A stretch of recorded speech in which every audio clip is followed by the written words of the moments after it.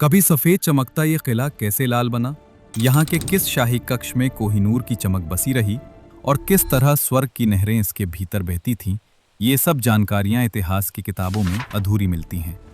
1857 के बाद लूट, मुगल बादशाह की कैद, सिखों की फतह और दीवारों के नीचे फैली रहस्यमयी सुरंगें, हर मोड़ पर सवाल खड़े होते हैं। दिल्ली के दिल में खड़ा लाल किला सिर्फ एक ऐतिहासिक इमारत नहीं, बल्कि सैकड़ों छुपी परतों वाला रहस्य है। नमस्कार। बस ध्यान रखें कि इस वीडियो से अगर कुछ बेहतर जानने को मिले तो वीडियो को लाइक और चैनल को सब्सक्राइब जरूर करें। वेलकम टू रहस्यमय सफर। नंबर 1। आज हम जिस लाल किला को लाल रंग में देखते हैं वो असल में हमेशा ऐसा नहीं था।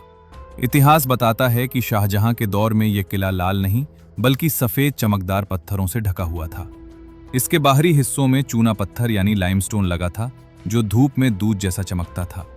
यही वजह थी कि दूर से यह किला किसी शाही महल से कम नहीं लगता था। लेकिन समय बदला। जब अंग्रेजों का शासन आया तो इस पत्थर की परत धीरे धीरे उखड़ने लगी। मरम्मत के नाम पर अंग्रेजों ने उसे असली रूप में वापस लाने के बजाय लाल रंग से पुतवा दिया ताकि इसके लाल बलुआ पत्थर से मेल खा सके। यहीं से लाल किला नाम स्थायी हो गया। सवाल ये नहीं कि रंग बदला गया, सवाल ये है कि क्या जानबूझकर मुगल शान की पहचान मिटाई गई। क्योंकि आज भी कई लोग मानते हैं कि लाल किले का असली रंग छिपा दिया गया ताकि आने वाली पीढ़ियां उसकी मूल भव्यता को कभी महसूस न कर सकें। सफेद किला शांति, समृद्धि और शाही आत्मविश्वास का प्रतीक था, जबकि लाल रंग सत्ता और नियंत्रण की याद दिलाता है। नंबर 2। लाल किला सिर्फ सत्ता का केंद्र नहीं था, यह दुनिया की सबसे कीमती चीजों का गवाह भी रहा है। इन्हीं में सबसे बड़ा नाम है कोहिनूर हीरा। इतिहास के प्रमाण बताते हैं कि कोहिनूर कभी मुगल सम्राटों के खजाने का हिस्सा था और लाल किले के भीतर शाही वैभव के साथ रखा जाता था। इसे आम लोगों की नज़र से दूर बादशाह के निजी कक्षों और शाही तख्त से जुड़ी सजावट में इस्तेमाल किया जाता था। कहा जाता है कि कोहिनूर की चमक सिर्फ धन नहीं बल्कि सत्ता का संकेत थी। जिस शासक के पास यह हीरा होता उसकी हुकूमत मजबूत मानी जाती थी। लेकिन इसी के साथ एक डर भी जुड़ा था। ये हीरा अपने मालिक के लिए अशांति और सत्ता परिवर्तन लेकर आता है। मुगल साम्राज्य का पतन, फिर ये हीरा हाथ बदलता हुआ विदेशी ताकतों तक पहुंचना इस विश्वास को और गहरा करता है। लाल किले से कोहिनूर का जाना सिर्फ एक हीरे का जाना नहीं था, बल्कि उस दौर की आत्मा का छिन जाना था। आज भी लोग मानते हैं कि इस हीरे की मौजूदगी ने किले की किस्मत बदली और इसके जाने ने इतिहास की दिशा मोड़ दी। नंबर 3। 1638 से शुरू होकर 1648 में बनकर तैयार हुए इस इमारत को आज हम पूरे गर्व से लाल किला कहते हैं। लेकिन इसका दूसरा रहस्य यही है कि ये नाम शाहजहां ने कभी रखा ही नहीं था। इतिहास के दस्तावेज साफ बताते हैं कि इस किले का असली नाम था किला-ए मुबारक, यानी ऐसा किला जिसे शुभ, पवित्र और बादशाहत की बरकत का प्रतीक माना जाता था। यह सिर्फ एक नाम नहीं था, बल्कि उस सोच की घोषणा था जिसमें बादशाह स्वयं को ईश्वरीय व्यवस्था यानी जिल-ए-इलाही का प्रतिनिधि मानता था। मुगल दौर में नाम बदलना मामूली बात नहीं होती थी। किला-ए मुबारक का मतलब था जहां सत्ता भी पवित्र है और फैसला भी। लेकिन वक्त बदला, हुकूमत बदली और नाम भी बदल गया। जैसा कि अभी पॉइंट 1 पर हमने बात किया कि अंग्रेजों के दौर में धीरे धीरे इस किले को उसके रंग से पहचान मिलने लगी और नाम बन गया रेड फोर्ट यानी लाल किला। नाम बदला तो मतलब बदला, और मतलब बदला तो इतिहास की आत्मा भी धुंधली पड़ गई। आज की पीढ़ी लाल किले को एक स्मारक की तरह देखती है, लेकिन कभी यह सत्ता का जीवित केंद्र था। नंबर 4। जब लाल किला बनकर तैयार हुआ तब यह सिर्फ एक किला नहीं था, ये उस दौर की सबसे महंगी सत्ता घोषणा थी।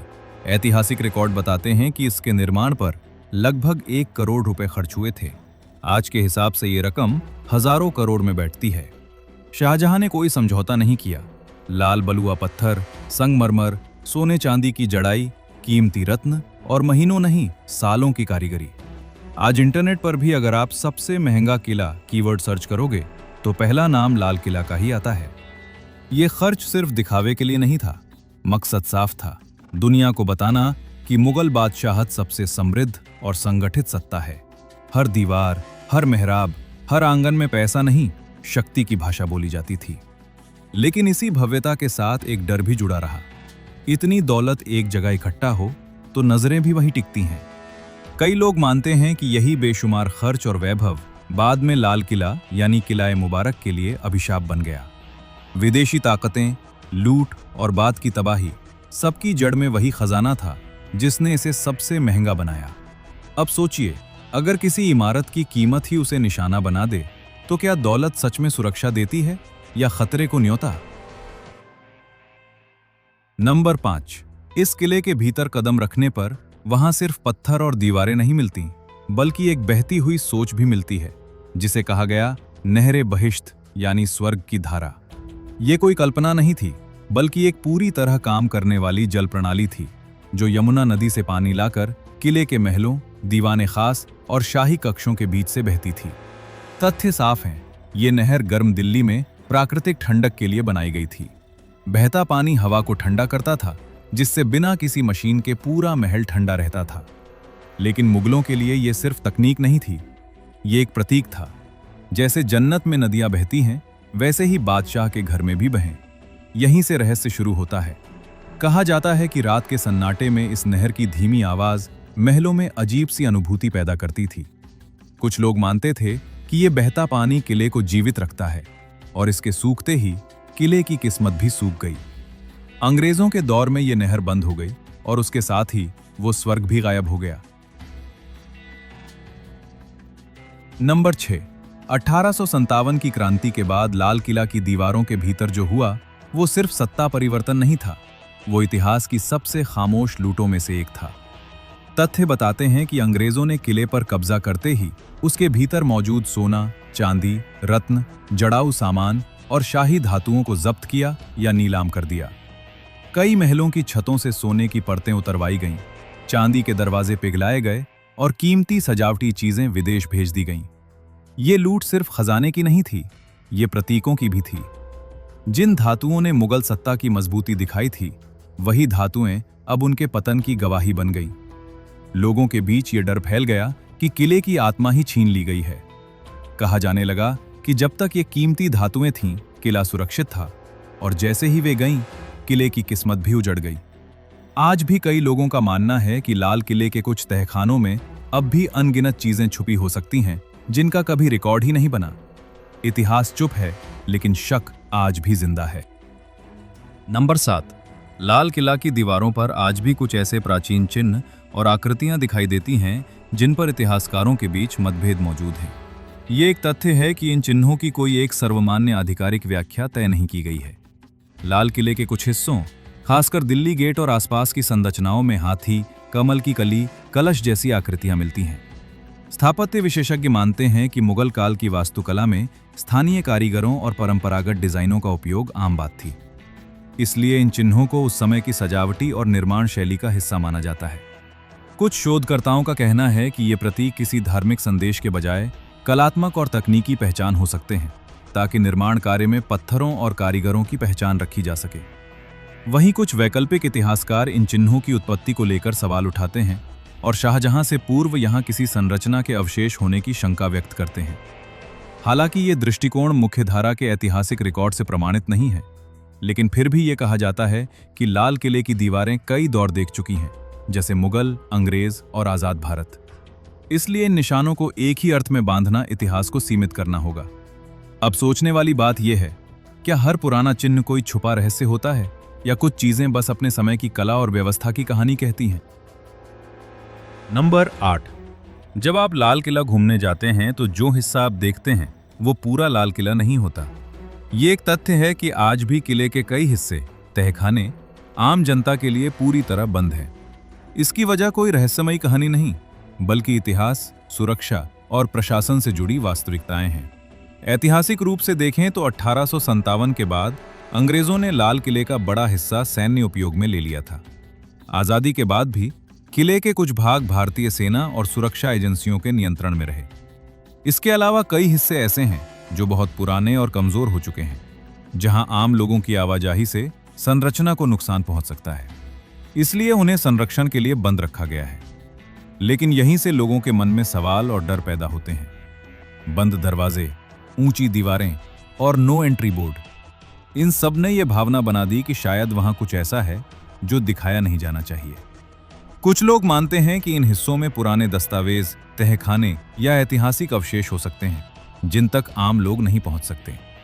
हालांकि ऐतिहासिक दस्तावेज में ज्यादातर बंद हिस्से सुरक्षा और संरक्षण के कारण सीमित रखे जाने की बातें कही गई हैं, न कि किसी छुपे राज की वजह से। लेकिन फिर भी सवाल बना रहता है, आपको क्या लगता है? आप अपनी राय कमेंट में जरूर शेयर करें। नंबर 9, किले के भीतर बना दीवाने खास। सिर्फ एक दरबार नहीं था, यह मुगल सत्ता की सबसे ऊंची आवाज था। इतिहास बताता है कि यहीं बादशाह शाहजहां अपने खास दरबारियों, विदेशी मेहमानों और राजाओं से मुलाकात करता था। आम जनता के लिए यह जगह नहीं थी, यह सत्ता के सबसे अंदरूनी घेरे का प्रतीक थी। तथ्य साफ हैं, दीवाने खास संगमरमर से बना था, जिसमें बारीक जड़ाई, कीमती पत्थरों की नक्काशी और सोने चांदी की सजावट मौजूद थी। यहीं पर मशहूर पंक्ति खुदी थी, गर फिरदौस बर रूए जमी अस्त, हमी अस्तो हमी अस्तो हमी अस्त। यानी यदि धरती पर कहीं स्वर्ग, जन्नत है तो वो यहीं है, यहीं है, यही है। ये सिर्फ शायरी नहीं थी, ये मुगल आत्मविश्वास का ऐलान था। लेकिन इसी भव्यता ने लोगों के मन में डर और कल्पनाएं भी पैदा की। कहा जाता है कि इस हॉल में लिए गए फैसलों से साम्राज्य उठे भी और गिरे भी। यहाँ की चुप्पी भारी लगती थी, जैसे दीवारें भी फैसलों की कीमत जानती हों। अंग्रेजों के दौर में इसी जगह की सजावट उखाड़ ली गई, मानो ताकत की याद मिटाई जा रही हो।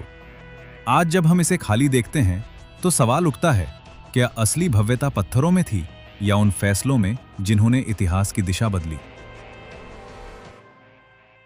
नंबर 10, इस किले को लेकर सबसे ज्यादा सवाल जिस रहस्य पर उठते हैं वो है सुरंगों का जाल। ये एक तथ्य है कि मुगल काल में किलों के नीचे सुरक्षित रास्ते और गुप्त मार्ग बनाए जाते थे। इनका मकसद साफ था, आपात स्थिति में शाही परिवार की सुरक्षित आवाजाही और सैनिक रणनीति। ऐतिहासिक रिकॉर्ड बताते हैं कि लाल किले में भी कुछ भूमिगत मार्ग मौजूद थे, जिनका संबंध किले के भीतर के हिस्सों और आसपास के सुरक्षित क्षेत्रों से माना जाता है। अंग्रेजों के दौर में कई सुरंगों को बंद कर दिया गया या मिट्टी से भर दिया गया, क्योंकि उन्हें सुरक्षा के लिए खतरा समझा गया। आज एएसआई के अनुसार इन सभी मार्गों का पूरा नक्शा सार्वजनिक नहीं है और कई हिस्से संरक्षा कारणों से जांच के लिए भी खुले नहीं हैं। यहीं से लोगों के मन में डर और जिज्ञासा जन्म लेती है। बंद सुरंगें, अंधेरे रास्ते और अधूरी जानकारी, ये सब मिलकर कल्पनाओं को हवा देते हैं। कुछ लोग मानते हैं कि इन सुरंगों से यमुना तक रास्ता जाता था, तो कुछ इसे सत्ता के गुप्त बचाव तंत्र से जोड़ते हैं। सच ये है कि सुरंगों का होना असामान्य नहीं था, लेकिन उनका पूरा विवरण आज भी आम लोगों की पहुंच से बाहर है। अब आप अपना रिस्पॉन्स देकर बताएं कि वीडियो कैसा लगा और अगला वीडियो किस टॉपिक पर चाहते हैं। Thanks for watching.